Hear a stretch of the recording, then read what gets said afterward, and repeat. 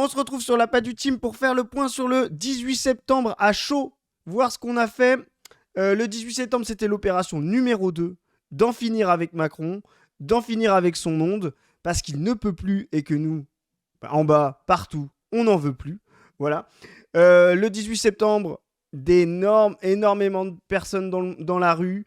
Après le 10 septembre, opération de blocage qui ont été un franc succès, malgré ce que les médias vous répètent. Là, de la même manière, ils vont vous faire croire que ça a été un échec, mais ça a été énorme. Le 10 septembre, ça a été énorme, car il y avait autant de monde que sur les Gilets jaunes, alors que c'était beaucoup plus réprimé, alors qu'on était un mercredi. C'était vraiment une journée incroyable. Le 18 septembre, de la même manière, énormément de monde. Ils essayent de faire croire que le pays n'a pas été bloqué, comme quoi tout serait bien passé et qu'en fait il n'y a pas tant de monde que ça dans les rues. Vous allez le voir, c'est faux.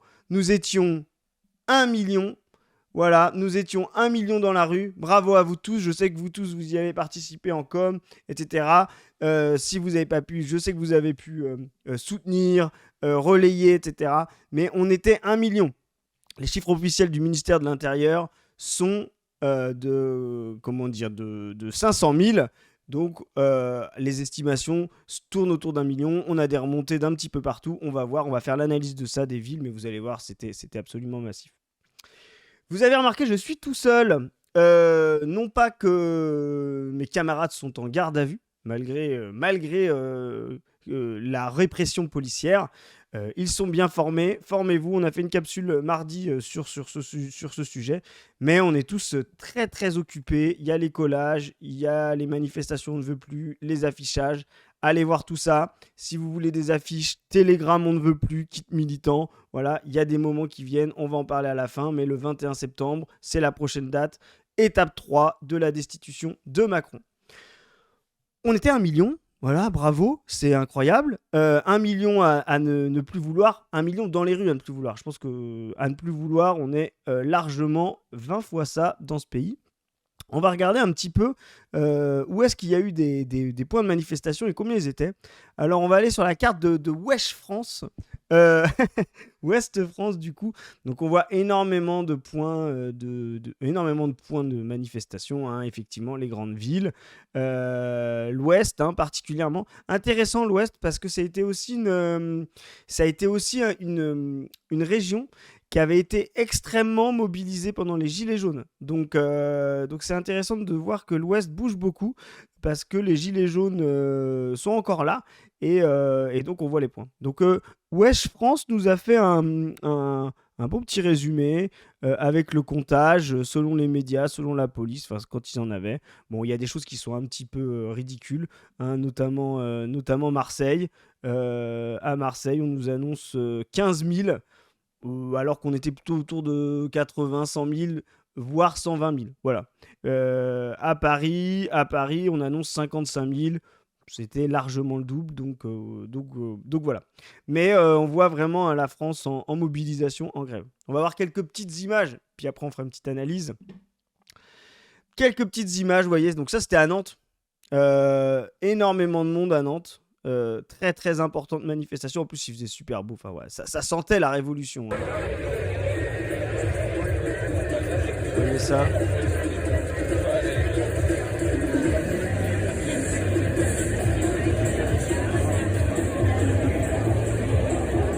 Il y avait même la CFDT. C'est pour vous dire, quand on vous explique Lénine qui parle de crise nationale et qui dit les masses les plus retardataires, bon bah vous voyez, même les masses retardataires étaient là. Il y avait la CFDT. Donc énormément de monde à Nantes. On va regarder à Lyon. Regardez cette photo de Lyon. Donc on voit sur Twitter 20 000 personnes. C'était sûrement bien plus, mais regardez, c'était blindé de monde à Lyon. Des drapeaux de la CGT, des drapeaux de la Palestine, enfin vraiment l'unité de tout ce dont on ne veut plus, l'austérité, la guerre, l'exploitation, l'impérialisme. Vraiment, c'est vraiment des super images. Là, on peut regarder maintenant, on va regarder aussi à Paris, évidemment. Donc regardez à Paris, le monde qu'il y avait à Paris.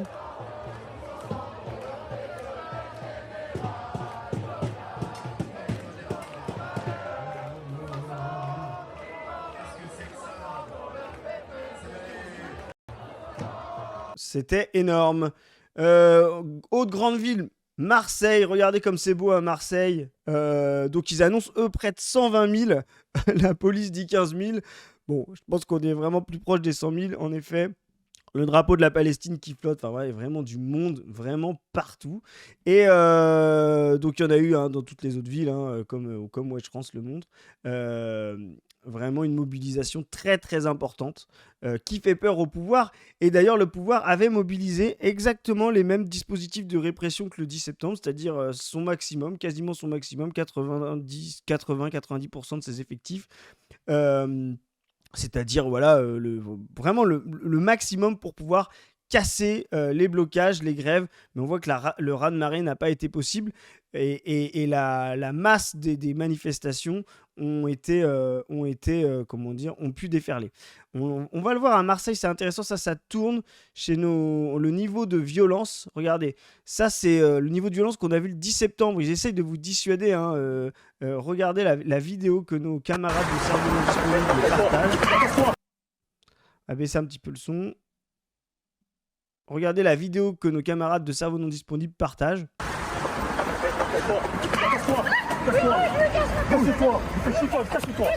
Casse-toi.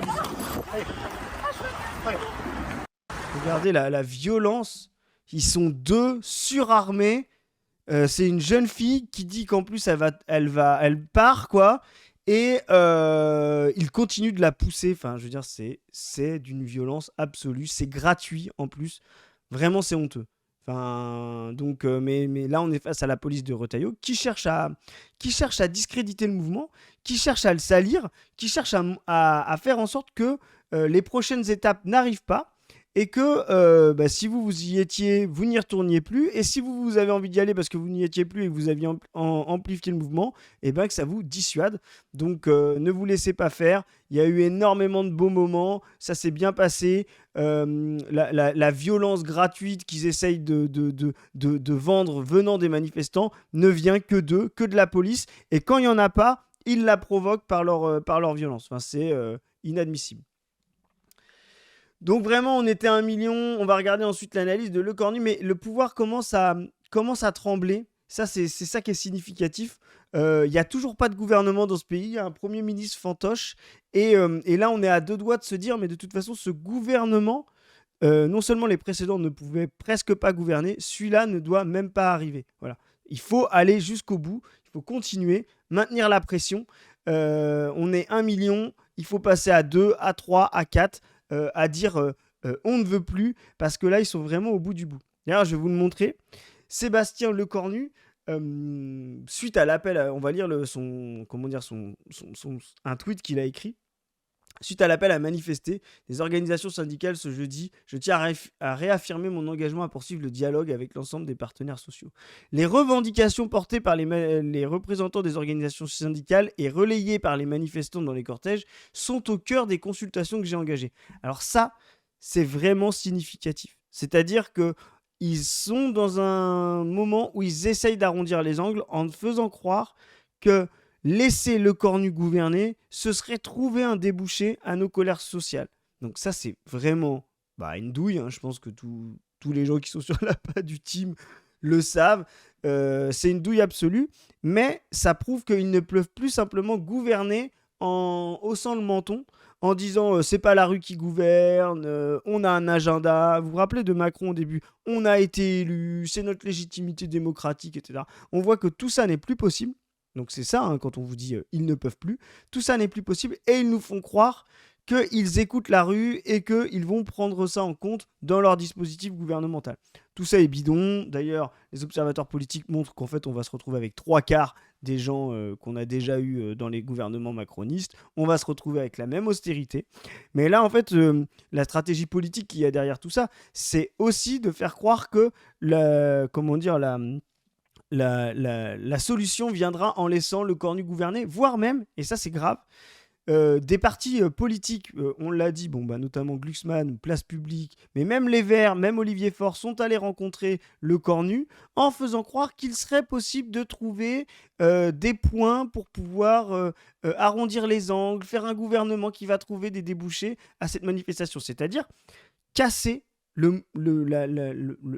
comment dire, l'unité des gens qui ne veulent plus. Voilà. Ils essayent de faire croire qu'ils peuvent encore, et donc il faut casser l'unité des gens qui ne veulent plus, entre les gens qui sont radicalisés, entre les insoumis et l'autre gauche, entre les gens qui vraiment commencent à retrouver un espoir en la politique en venant à ces manifestations alors qu'ils ne croient plus aux élections. Là, ils essayent de fracturer ça. Donc ils nous font croire qu'ils ont des partenaires sociaux, alors que soit c'est des larbins s'ils font ce qu'ils disent, voilà, soit c'est des opposants. Donc je recevrai à nouveau les forces syndicales dans les jours qui viennent.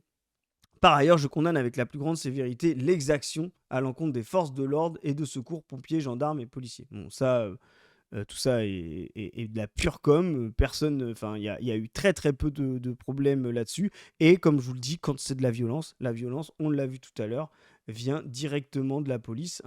C'est eux qui passent leur temps à violenter. Regardez ça. Casse-toi. Voilà. Donc moi, on aurait aimé qu'ils condamnent ça. A priori, ce n'est pas le cas. Je tiens à remercier l'ensemble des forces de sécurité pour leur engagement au service des Français, pour le maintien de l'ordre, on s'en fout, dans le respect de nos valeurs républicaines. Faites vos déductions avant, avec la vidéo qu'on vient de voir, si on est dans les valeurs républicaines. Mais on va en parler ensuite de la République. Je réaffirme avec force, la violence n'est pas un moyen d'action politique légitime et personne ne doit l'excuser. On aimerait justement qu'il n'excuse pas ces policiers. Donc on le demande, n'excuse pas tes policiers, le corps nu, regarde ce qu'ils font sous tes yeux et sous tes ordres. Voilà. Donc, pour continuer là-dessus, on a notre cher docteur Zoé, qui n'est pas là, mais qui est quand même là un petit peu avec nous, qui nous QRT, un autre tweet qui est très intéressant. Les syndicalistes de Sudrail ont envahi le ministère de l'économie et des finances. Ça, c'est incroyable. C'est des actions qu'on veut voir. Regardez ça.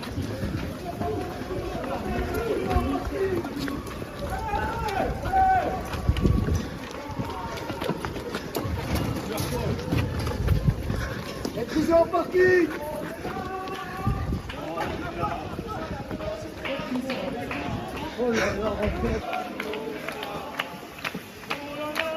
Regardez ça.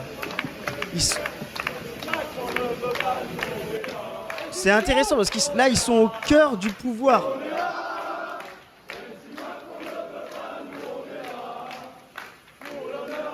Force à eux avec les drapeaux palestiniens, etc. Mais ça, c'est vraiment symbolique et en même temps, c'est vraiment politique. Ils sont vraiment... Bercy, c'est le cœur du pouvoir.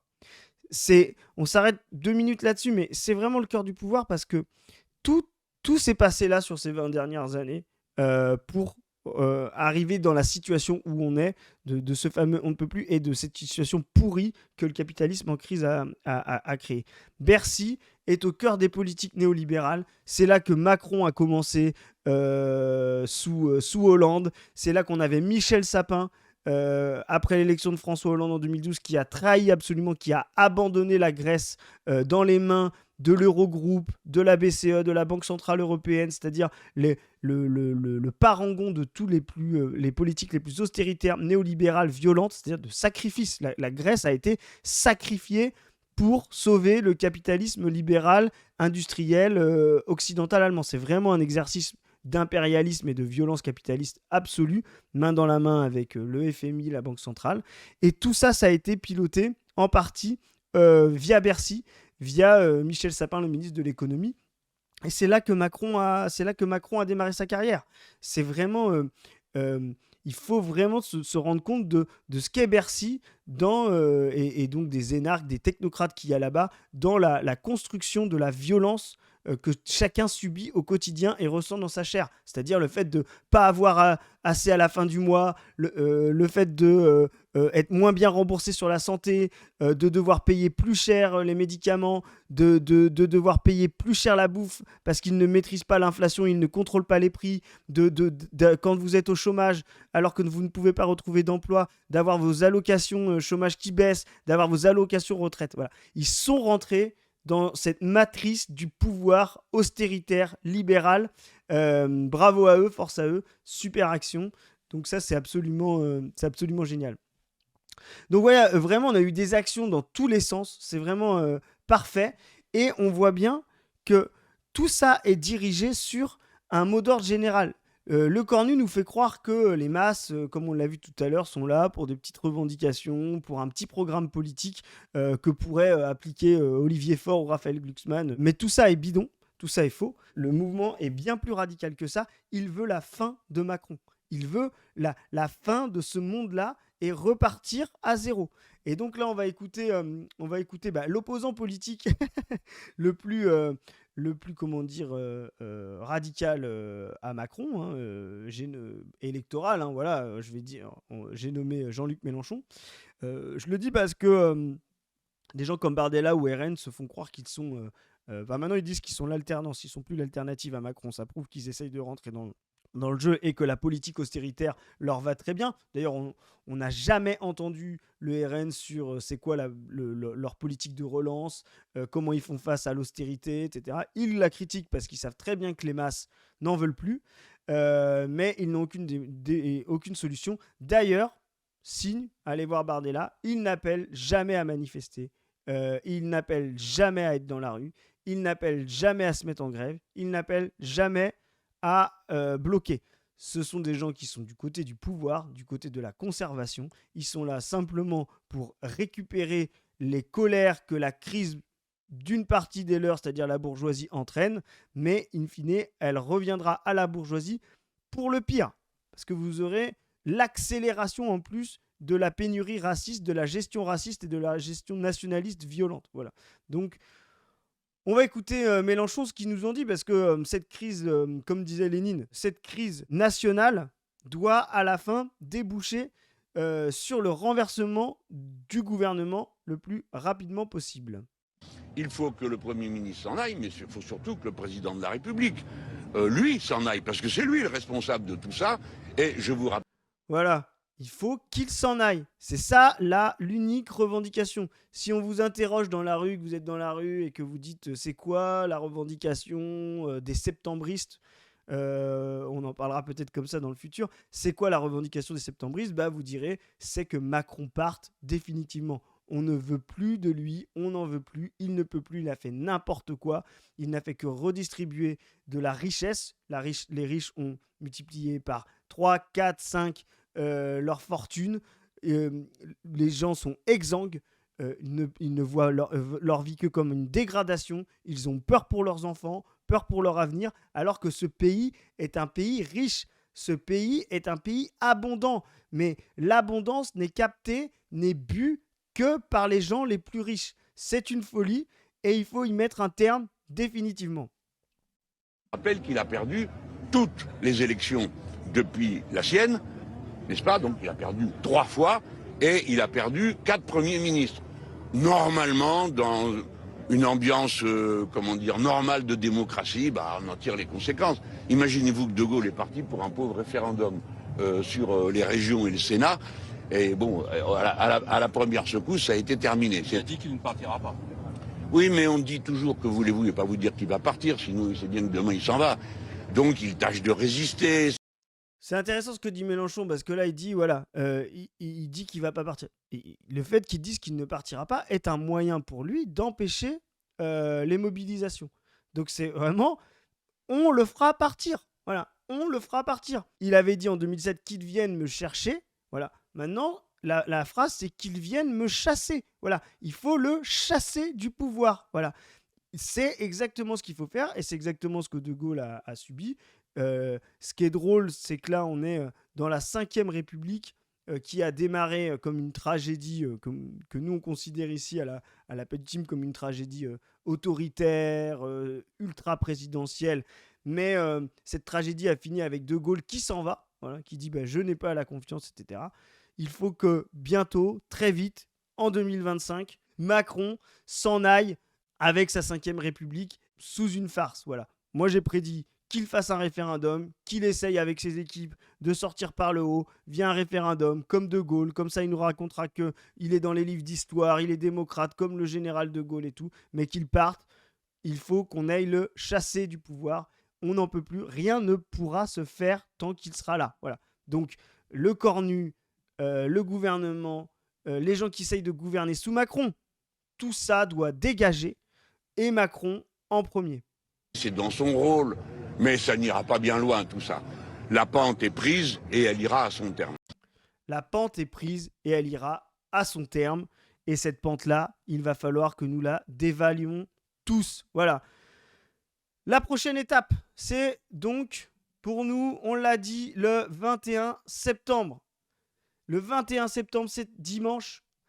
Dimanche, tout le monde dans la rue, de A à Z. Voilà, il faut qu'on soit dans la rue. Faites ce que vous voulez, des pique-niques, des choses. Alors regardez nos camarades du Canard.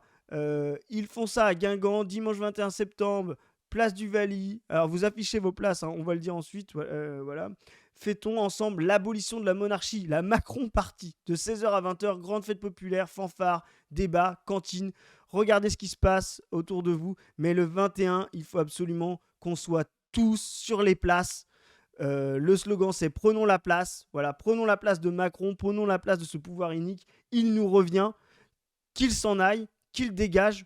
On ne veut plus, ils ne peuvent plus. Voilà. Et donc, le 21 septembre, c'est une date symbolique. C'est pour ça que sur les places, elle est importante. C'est parce que c'est vraiment le moment où la monarchie a pris fin en 1792 en France. Donc, fêtons la fin de la monarchie et rappelons ici qui est souverain. Seuls les masses et le peuple sont souverains dans ce pays. Il n'y a pas de monarque. Donc, Macron doit partir. Le dimanche, c'est une date intéressante parce que c'est la première date depuis le début du mouvement septembriste qu'on a une date le week-end où on peut venir avec sa famille. Voilà, c'est pour ça qu'on va essayer de faire des fêtes, des prises de place, des discussions. Venez avec des gens plus âgés qui seraient moins mobiles en manif ou des gens qui ont moins l'habitude des manifs, qui ont moins la capacité ou moins la validité pour pouvoir faire ce genre de pratique. Venez avec les enfants. Et faisons masse sur les places. C'est vraiment déterminant. Montrons à Emmanuel Macron ce qu'il ne veut pas voir, mais qu'il sait. Les masses sont contre lui. Voilà, il nous fait croire le 10 septembre avec ses équipes que les masses seraient simplement des bloqueurs ou des casseurs, mais qui seraient minimales. Ensuite, quand on est 1 million, ce serait simplement des syndicalistes et qu'il faudrait écouter comme des partenaires sociaux. Non, les masses entières, syndicats, non-syndicats, partisans, non-partisans, transpartisans, abstentionnistes, votants, jeunes, vieux, prolétaires, artisans, commerçants, agriculteurs, tout ça doit être dans la rue, sur la place. Prenons la place. Le 21 septembre. Donc nous, moi, il va me rester qu'à vous dire, à partir de ça, nous étions 1 million. Il faut faire mieux le 21 septembre. Pour ça, vous pouvez nous rejoindre, nous, sur Telegram, le Telegram de On ne veut plus. Il y a plein de choses qui s'organisent. Allez voir aussi les camarades du Canard qui, eux, ont Balance ton action, qui ont créé ce canal-là. Allez sur Indignons-nous. Allez sur Bloquons tout sur tous les canaux possibles et imaginables. Il n'y a pas de concurrence entre les canaux. Tout ça n'est qu'une goutte d'eau dans l'océan de la révolution qui se prépare. Voilà. Plus généralement, merci de nous suivre sur la page du team. J'espère que ça ira quand je suis tout seul à la barre. C'est quelque chose que je fais pour la première fois. Donc, j'espère que vous serez gentils et magnanimes en commentaire. Padu et Zoé reviennent très vite. On essaye de tenir la barre pendant le mouvement. On est plutôt sur le terrain là, moins sur YouTube, mais on va tenir sur YouTube parce qu'on sait que vous en avez besoin et que ça vous plaît. Et nous, on a surtout besoin de vous. Voilà. Il reste aussi à vous abonner aux chaînes, à aller voir la revue Position. On prépare aussi un petit peu du fond dans la guerre de position, un peu en analyse de tout ça. Voilà, vous allez pouvoir vous abreuver d'analyses un petit peu plus fines, sociologiques, philosophiques, intellectuelles sur cette crise dont on parle. Allez voir la chaîne de Zoé, la chaîne principale de Padu. Allez voir la chaîne On ne veut plus, notre nouvelle chaîne des luttes, voilà, où on a déjà posté pas mal de choses. On va revenir aussi sur le 18 septembre sur cette chaîne-là. Allez voir le Tipeee si vous voulez soutenir le Tipeee de On ne veut plus. C'est une caisse de lutte. Nous, on va relancer des affiches. Vous verrez dans vos villes à partir de demain et ce week-end des affiches sur le 21 septembre. Voilà, et surtout, participez au 21. Voilà, on ne veut plus. Salut.